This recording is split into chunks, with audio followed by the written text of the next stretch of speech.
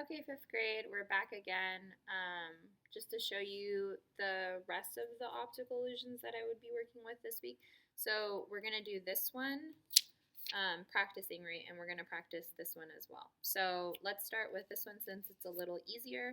I'm going to zoom in again. So this is for week 1, so you can choose any of these optical illusions for your 3 pieces of final copy paper. So let's zoom in a little more. Okay, so I'm going to do it down here. So again, I'm going to need thick and thin Sharpie for this one. I'm going to start with a thick Sharpie, and I need to create these little dots. So I have 1, 2, 3, 4, 5, 6 rows of them. So I'm going to start actually in the second row, and I'm just going to come down a little bit, one on the edge, and then give it a space. There's 2, there's 3, and there's 4. There's going to be 4 dots in each row that you create. So there's 1. So now as I move on to my second row, I don't want to draw a dot right underneath. I want to draw it in between. So think of these two as like reaching a point, and that's where my other dot is going to be. So it's also what we call windows if you do dance or cheer. So this one is poking right through the window. So again, we're going to do the same thing. So now we're going to follow the first row on our third row. So then I put one in the middle right here, one in the middle right here, and then one in the middle right here. So I have 3 rows. Now let's do our next row. So again, we're following the second row now. And I don't have enough room to do it on my last row, but I can come back and do it on the top row. Okay, and so that's the start of it, right? So I have all of these dots. The next thing I want to do is take my thin Sharpie, and we're going to start to create these, what I like to call petals, because they look like petals on a flower. And so the way we do this is we're going to go diagonally from this point. So our second row, we're going to start and go diagonally up, and then we'll take it from this point and go diagonally down. And we'll just kind of do this zigzag pattern until we get to the end, okay? So let's start diagonal. Right, I don't want to block your view. There we go. Diagonal going up. So there's a petal. Then diagonal going down. And then back up. And down. Up. Down.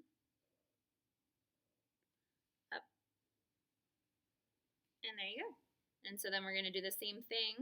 Down. Right, and then we're going to go up, then back down. Sorry, I'm trying to do this so I don't block your view.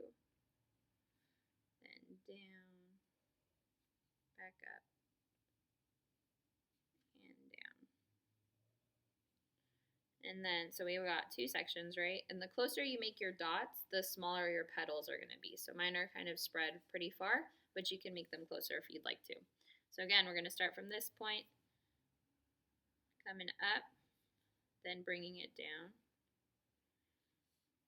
up, back down.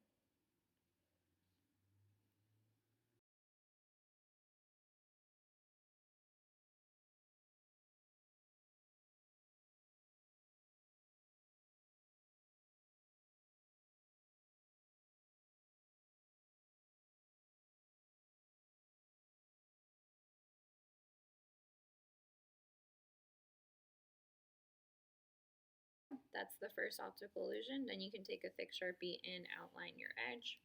You're done. So now let's go to the second one. So I'm going to scoot this down, take this one off, and we're going to be focusing on this one, which I know a lot of us wanted to work on, right? So we're going to start first by making squares until we get to the center of our paper, okay? So like I said, you can use a book or a folder if you don't have a ruler. I've been doing this a very long time, so my lines tend to be pretty straight, but if you know that you're not going to draw very straight lines, then I would say use a ruler.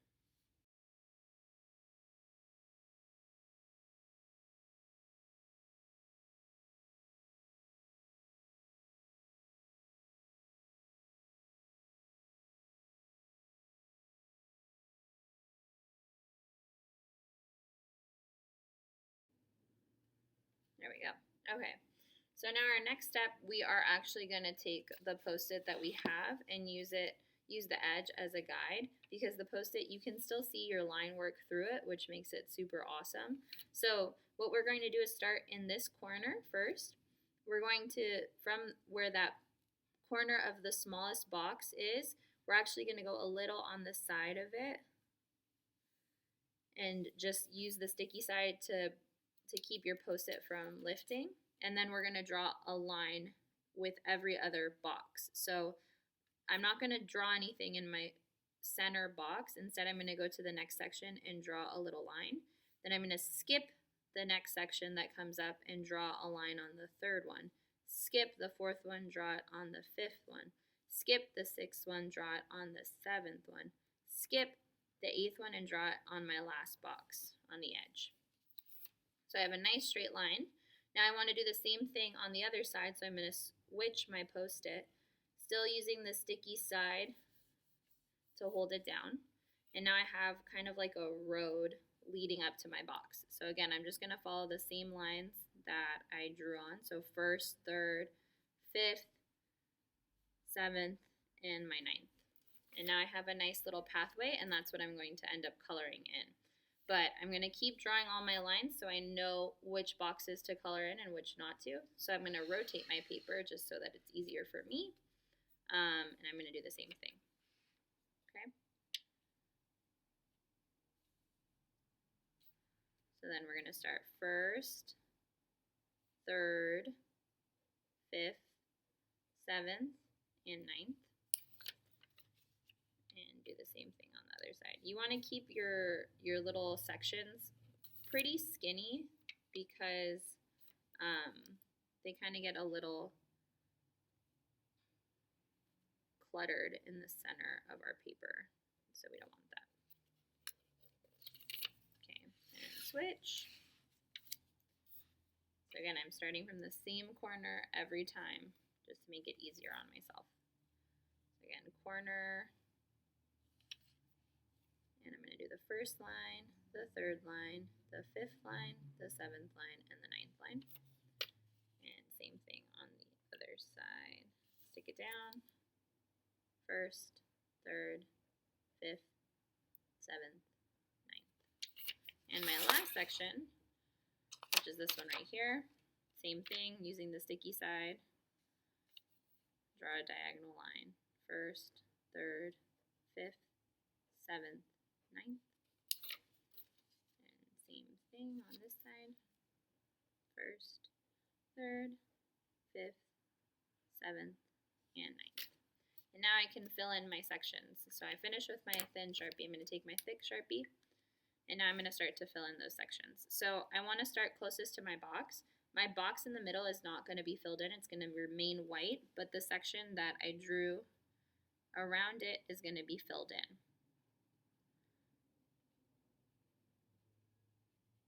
Now we're going to skip that second section, that second box, because we want it to be blank, and we're going to move on to the third box. Same thing, coloring the inside.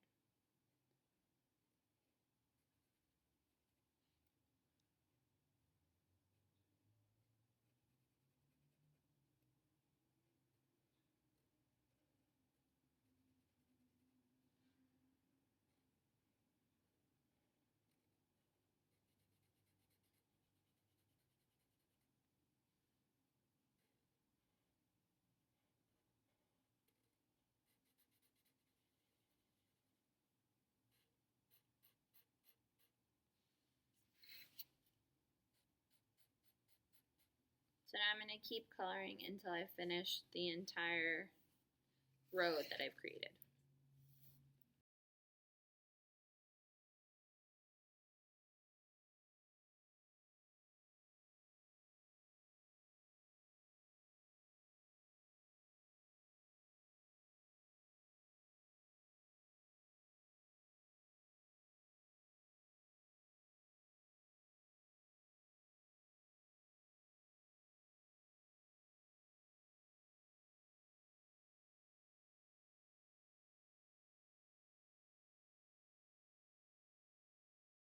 So there we go. Now we have 4 optical illusions that we've created.